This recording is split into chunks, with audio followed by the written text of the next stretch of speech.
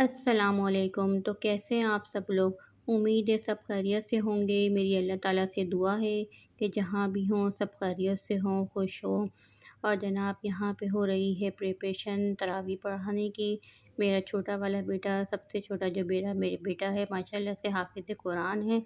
तो इस साल उन्होंने इरादा किया है कि वो घर में तरावी पढ़ाएँगे। तो बस उसी की तैयारी हो रही है। ये नई जायनमाज़ लेकर के आए हैं अभी हस्बैंड, और ये 2 सफ़ेद दरियों की लेकर के आए हैं। यहाँ पर जो है वो नमाज़ तरावी का एहतमाम किया जाएगा। और बस यहाँ पे मैं हस्बैंड के साथ मिल के जो है वो दरियाँ बिछा रही हूँ।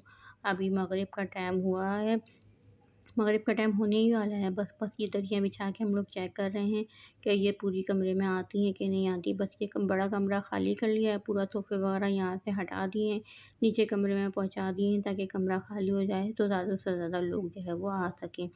और मस्तूरात का भी एहतमाम किया है, मस्तूरात पीछे कमरे में जो है वो नमाज़ तरावी अदा कर सकेंगी। तो इंशाअल्लाह इस साल मैं भी अपने बेटे के पीछे नमाज़ तरावी अदा करूँगी। बस ये तैयारी हो रही है।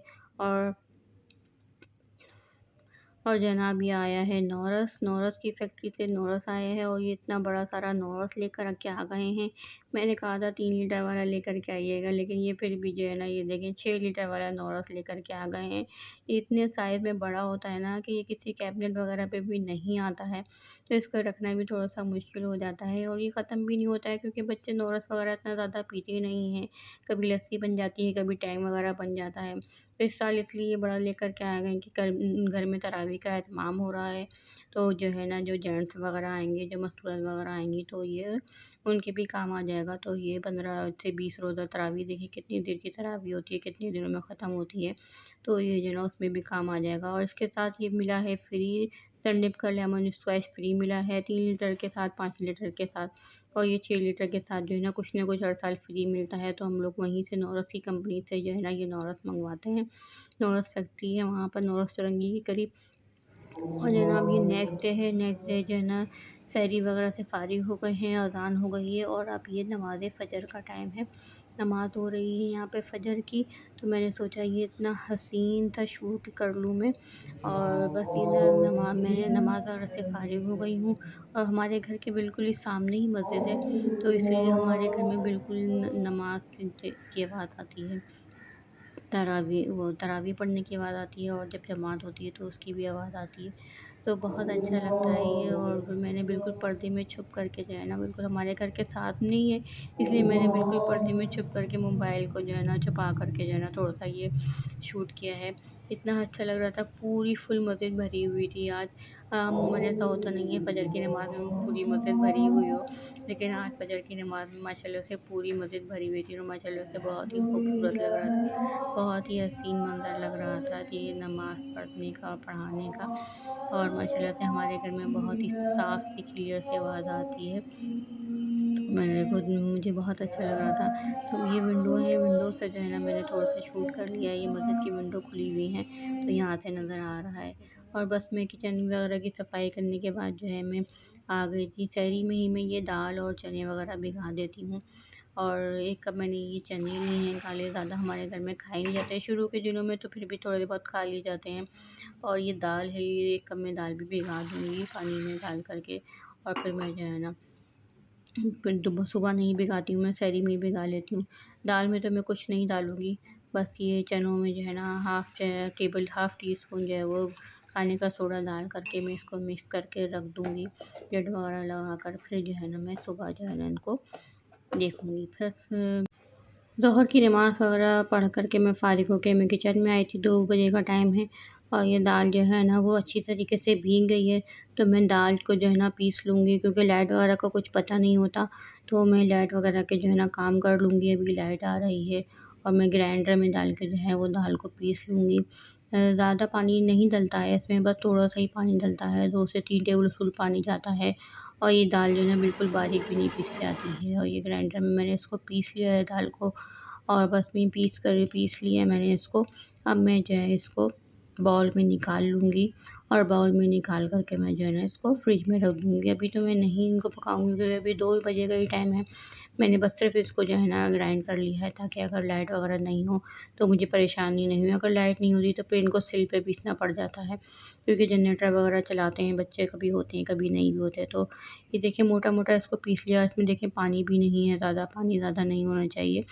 और बस इसमें इसको कवर करके जो है ना फ्रिज में रख दूँगी। और जब मुझे शाम में जो है ना पकोड़े वगैरह बनाने होंगे तो मैं इसको फिर शाम में निकालूँगी। बस मैं इसको फ्रिज में रख दूँगी। और आप लोग कमेंट्स करके बताइए कि आपके घर में कौन से पकोड़े खाए जाते हैं, दाल के पकोड़े खाए जाते हैं या बेसन के पकोड़े खाए जाते हैं। अब मैंने ये चनों को भी वॉश कर लिया है, साफ़ पानी से मैंने इनको वॉश कर लिया है और मैं इनको कुकर में चढ़ा दूँगी। हमारे घर में जो है ना फ्रीज़ नहीं करे जाते हैं, बहुत से घरों में जो है ना चनों को बॉयल करके फ्रीज़ कर लिया जाता है टाइमिंग सेव की वजह से, लेकिन हमारे घर में जो है वो फ्रीज़ करे हुए नहीं खाए जाते हैं। तो इनको दोबारा रोज़ाना ही के हिसाब से जो है ना मैं इनको सोक करती हूँ, रोज़ाना ही पकाती हूँ। तो इसलिए मैं जो है ना कुकर में प्रेशर लगा देती हूँ तो ये 10 मिनट में पक जाते हैं। तो बार-बार मुझे इनको देखना नहीं पड़ता है, चलाना नहीं पड़ता है कि ये गले हैं कि नहीं गले हैं।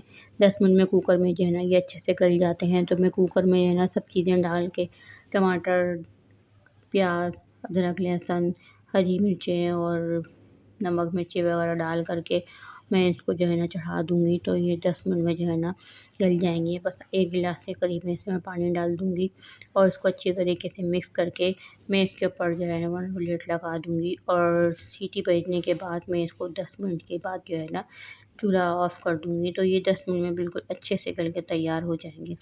और ये देखें ये चने जो है ना गल गए हैं और बस मैं इनका पानी खुश कर लूँगी और मैं इनको भून लूँगी। और ये अच्छे से गल गए हैं। मुझे ज़्यादा मेहनत भी नहीं करनी पड़ती है, इनको बार-बार चेक भी नहीं करना पड़ता कि हाँ, ये गले हैं कि नहीं गले। प्रेशर कुकर में बस ये फ़ायदा होता है कि ये जो है ना जल्दी से गल जाते हैं चने। और इनका देखिए पानी खुश्क हो गया है और मैंने इनको भून लिया। अब मैं इनमें इसमें हल्का-सा तेल डाल दूँगी, ज़्यादा तेल नहीं डालूँगी। इसमें हल्का-सा तेल डाल दूँगी और इसको जो है ना तेल डालने के बाद मैं इसको अच्छे से फ्राई कर लूँगी, अच्छे से इसको भून लूँगी। और आप कमेंट्स करके बताइए कि आप लोग जो है काले चने किस तरह से बनाते हैं। हर घर में हर तरीके से चने बनाए जाते हैं और इसमें मैंने आधा टीस्पून जो है वो गरम मसाले का ऐड कर दिया है। बस मैं गरम मसाला डाल के इसको 1-2 मिनट के लिए और फ्राई करूँगी और मैं इसको निकाल लूँगी। देखिए इसमें ज़्यादा पानी भी नहीं है और ज़्यादा तेल भी नहीं है और ये अच्छे से जो है वो 15 मिनट में ये रेडी हो गए हैं। ज़्यादा इसमें टाइम नहीं लगता है कुकर में, बस कुकर से ये सहूलत हो जाती है। तो अगर आप लोगों को आदत है कुकर वगैरह में पकाने की तो आप लोग मुझे कमेंट्स करके बताइए कि आप लोग पतीली में बनाते हैं या कुकर में बनाते हैं।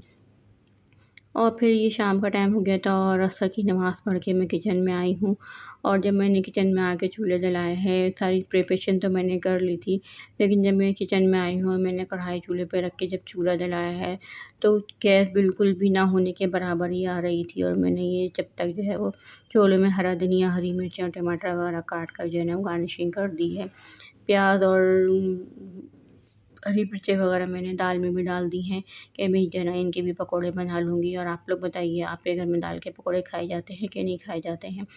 और गैस इतनी स्लो आ रही थी कि मुझे नामुमकिन सा लग रहा था कि ये दाल के पकौड़े भी तैयार हो पाएँगे और मैं इतना वो हो रही थी कि आज पहला इफ्तारी है और पहली इफ्तारी में जो है ना वो तकरीबन तैयारी बिल्कुल भी नहीं हुई थी। ना ही आलू के पकौड़े बन पा रहे थे और ना ही ये दाल के पकौड़े बन पा रहे थे क्योंकि गैस ही इतनी कम आ रही थी। इतनी देर में फिर मैंने चने तैयार कर लिए, फिर मैंने फ्रूट चाट वगैरह के लिए जो-जो फ्रूट काटने थे वो भी मैंने काट लिए। अब मैं इसमें क्रीम डाल दूँगी और थोड़ी-सी क्रीम डाल दूँगी, क्रीम डालने से थोड़ा-सा इसका टेस्ट अच्छा आ जाता है। और इसमें थोड़ी-सी जो है ना वो 1 टेबल स्पून के करीब मैं इसमें शुगर डाल दूँगी। बस शुगर डाल के मैं इसको मिक्स कर लूँगी और मिक्स करने के बाद फिर इसमें जो है ना जेली काट के डाल दूँगी। कभी मैं इसमें जो है ना शुगर डाल देती हूँ, कभी नहीं डालती हूँ क्योंकि रोज़ा होता है, पता नहीं होता कि खरबूजा मीठा निकलेगा कि भी नहीं निकलेगा, इसलिए थोड़ी-सी जो है वो चीनी ऐड कर देती हूँ।